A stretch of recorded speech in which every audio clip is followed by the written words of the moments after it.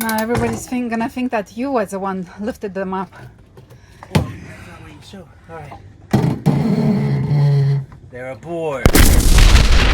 If you want to talk about environment, discharge rate, charging rates, safety, do your research, because the lithium iron phosphate batteries win. I want a divorce. So yeah, I got a divorce, but not from Z. Are you crazy? I got a divorce from my AGM batteries, and now I've fitted Aquarius with lithium iron phosphate. So if you're interested in my previous video on batteries, use this link up here, or I'll leave a link in the comments below. This is how my battery compartment looked before, and this is how it looks now. This box up the top, our shunt is now visible. Before it was all the way down inside here. You couldn't even see it with all the wires all over the place. And we put a 500 amp fuse straight out of our box, so nothing, if anything happens to go over 500 amps, it'll just shut everything down. There's a lot to talk about in this video, so cue the intro.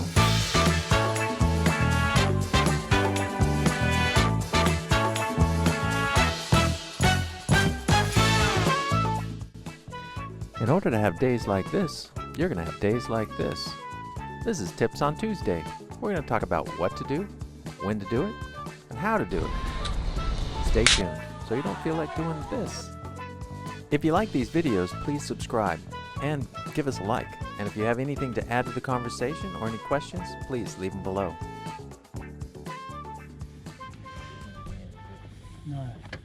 Hola. Hola. These are our new batteries. No way. Yeah.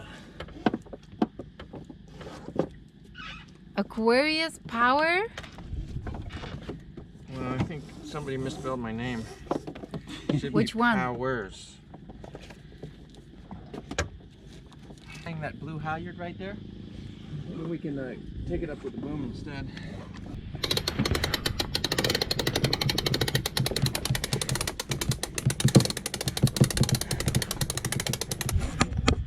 Move this back a bit.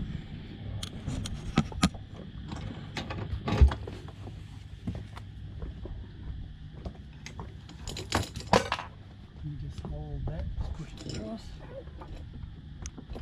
Further down, further. Through the next one.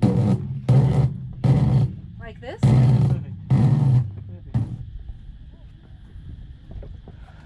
Very good. Batteries got here fast. I was surprised. They're already here. 7 days only. That's fantastic. It is. Yes, it was 21 days. And that's Greg. That's a person we need to thank too. He was the first one to get the lithium batteries, and it seems like you like them. They're fantastic. Yeah. Awesome. The good thing is you just put them in and turn them on. You don't have to be, because they're all, the battery management system's all built into them. Sweet. Yes. Saves you bucks, huh? Well, not only that, you don't have to become a battery Expert. often. Sweet. All right. Where are you gonna open them?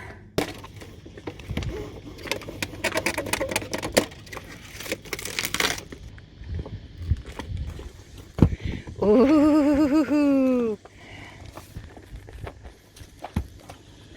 I want this with your happy face. Aww. Gonna be interesting.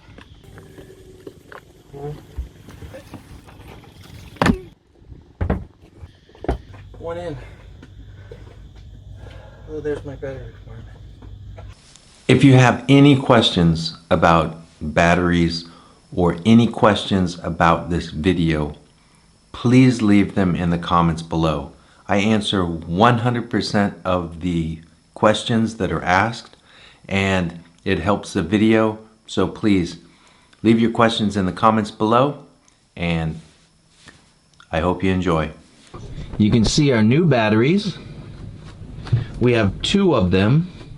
Each of these batteries is 300 amp hours at 24 volts. What you talking about, Willis? So if you haven't done the research, let me put this into perspective for you. You can go with Battleborn batteries. Battleborn is, oh my God, it's the rage.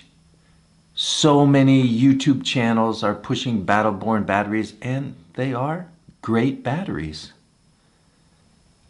But I would never discharge my batteries from full to completely discharged in an hour, which is a discharge rate of 1C, or charge my batteries at a rate of 1C, but I really couldn't afford it anyways.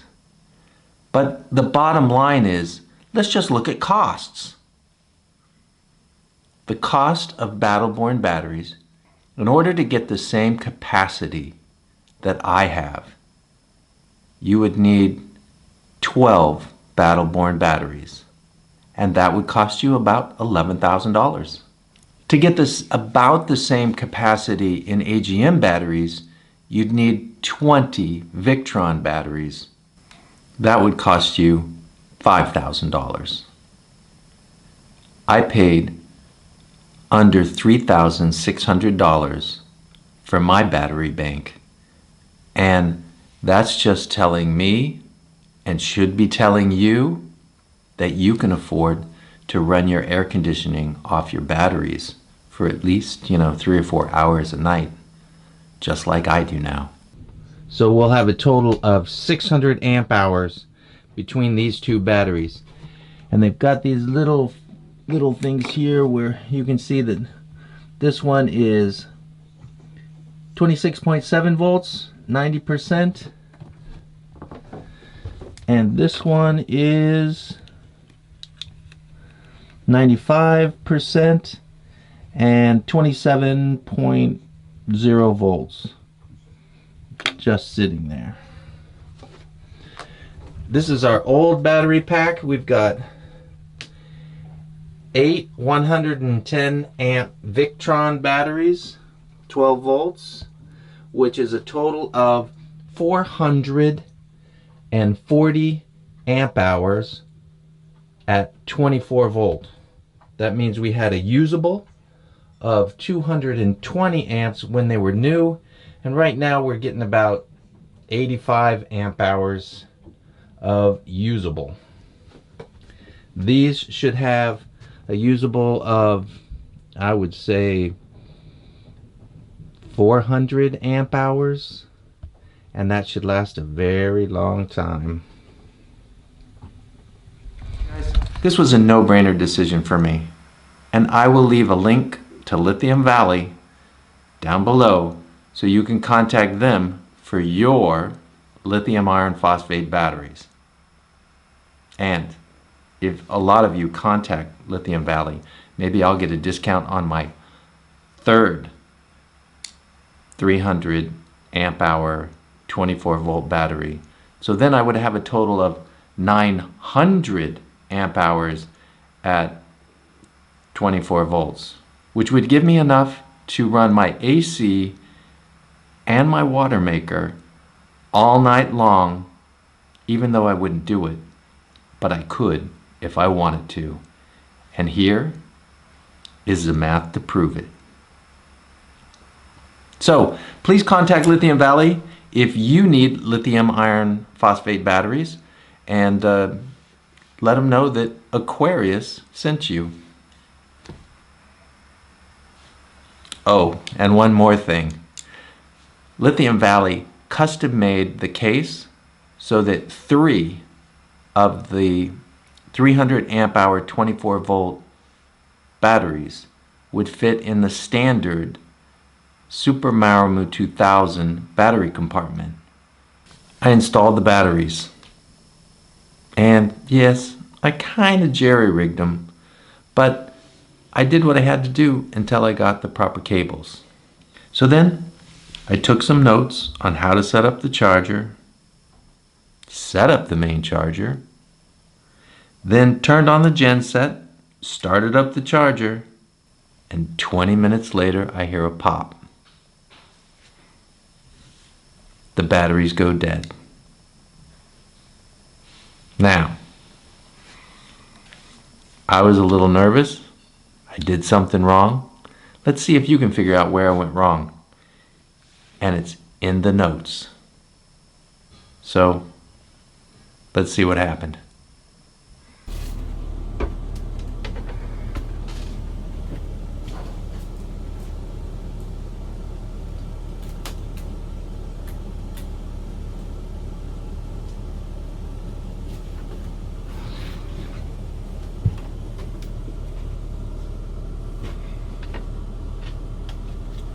Flashlight.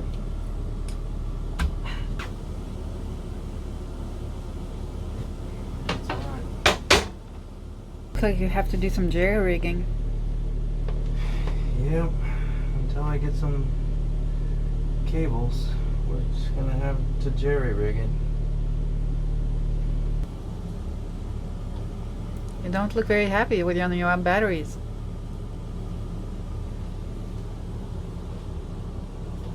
Uh-oh.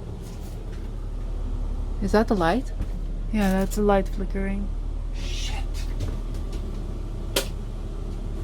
Why is that light flickering?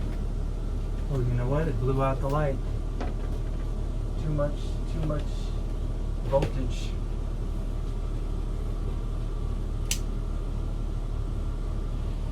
Let's see if all of them are gonna blow out.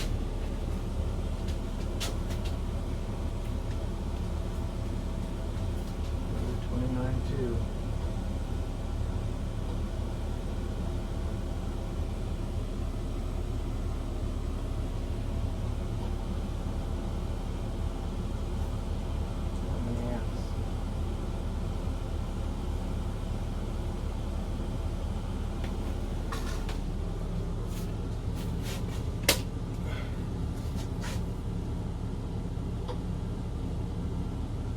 I don't know what's going on.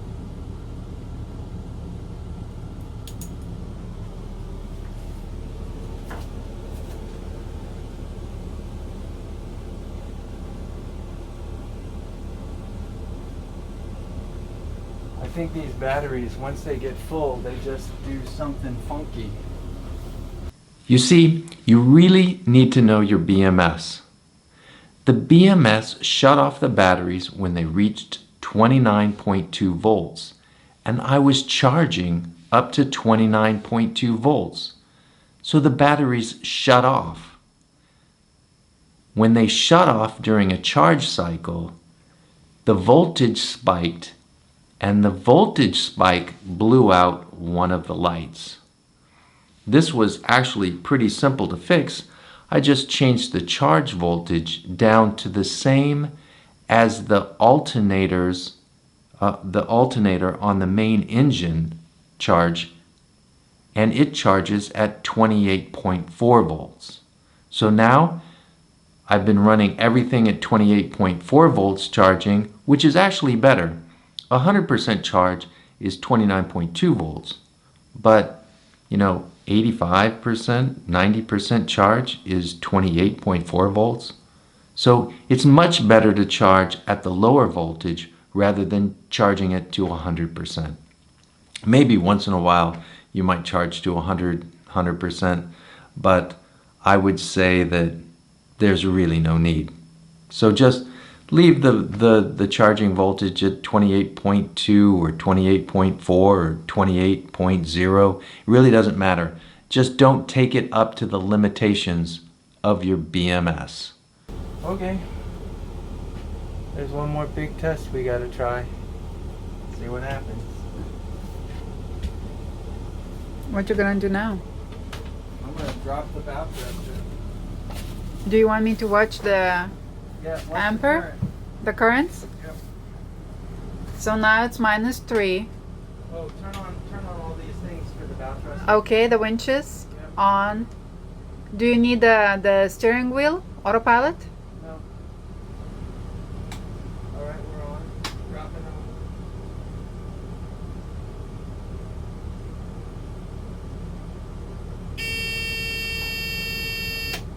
I'm gonna put it on. I want you to watch the current. In amps, right? Yeah. Oh, it went like minus 400 something. It did. Yeah, I think. We can look in a video. All right, I'm gonna try it again. Here we go again. 478. That's what I thought it was supposed to do. Wow. Now it's back to minus 5. All right, so now put it on voltage. 27.6. All right, I'm gonna hit it again. Tell me what the voltage goes to. 2603, the lowest one, I think. So we have 3 sources of AC voltage. We either come in off our inverter in the engine room, or the inverter right there, or shore power, which is can switch to the genset.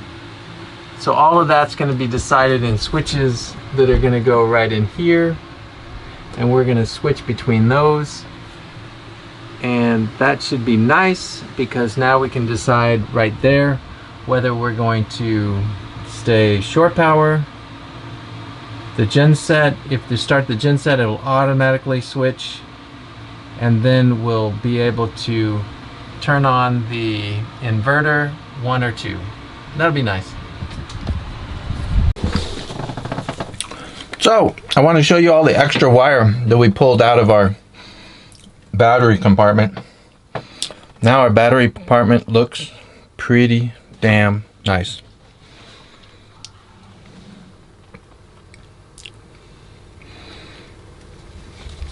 Okay, so how we've got it hooked up.